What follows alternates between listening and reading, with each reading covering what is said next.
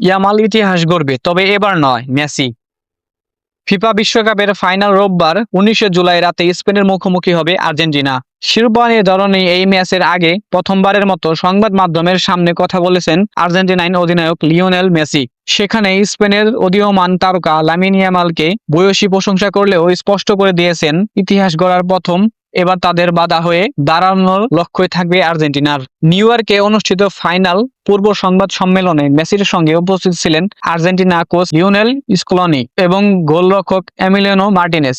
অনুষ্ঠানে ফুটবলের প্রতি নিজের ভালোবাসা, বড় ম্যাচের চাপ সামলানোর অভিজ্ঞতা এবং ইয়ামালকে নিয়ে নিজের ভাবনা তুলে ধরেন ৮বারের ব্যালন ডিয়ার জয়ী এই তারকা। আলোচনার এক পর্যায়ে ইয়ামালকে নিয়ে মেসি বলেন, ইয়ামাল অসাধারণ একজন ফুটবলার। আমি তাকে অনেক দিন ধরেই অনুসরণ করছি, কারণ সে এমন একটি ক্লাবে খেলে যেটি আমি ভালোবাসি। মাত্র ১৯ বছর বয়সে সেই বিশ্বকাপ ফুটবলের আইকনে পরিণত হয়েছে।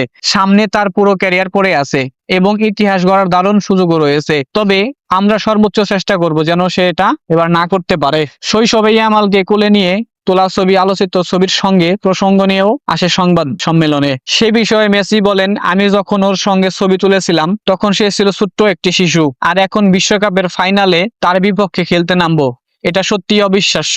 জীবনে এমন ঘটনাও ঘটে। এখন সে বিশ্বের অন্যতম সেরা খেলোয়াড়। প্রতিপক্ষের প্রতি সম্মান দেখালেও ফাইনালে তাকে আটকে রাখার প্রত্যয় ব্যক্ত করেছেন আর্জেন্টিনার অধিনায়ক। মেসির ভাষায়, আমি চাই ওর ভবিষ্যৎ উজ্জ্বল হোক, কারণ ওর ভালো মানে বার্সেলোনারও ভালো, কিন্তু ফাইনালে আমরা চেষ্টা করব যেন ও নিজের সেরাটা খেলতে না পারে। যদিও সেটা সহজ হবে না, স্পেনের অনেক ভালো খেলোয়াড় আছে এবং তাদের খেলার ধরন দুর্দান্ত। তবে আমাদেরও নিজেদের শক্তি রয়েছে।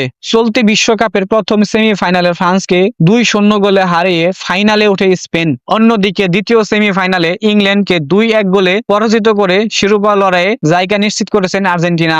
যুক্তরাষ্ট্রের নিউ জার্সির মেটলাইফ স্টেডিয়ামে অনুষ্ঠিত আর্জেন্টিনা স্পেন ফাইনাল ম্যাচটি শুরু হবে রোববার বাংলাদেশ সময় রাত ১টায়।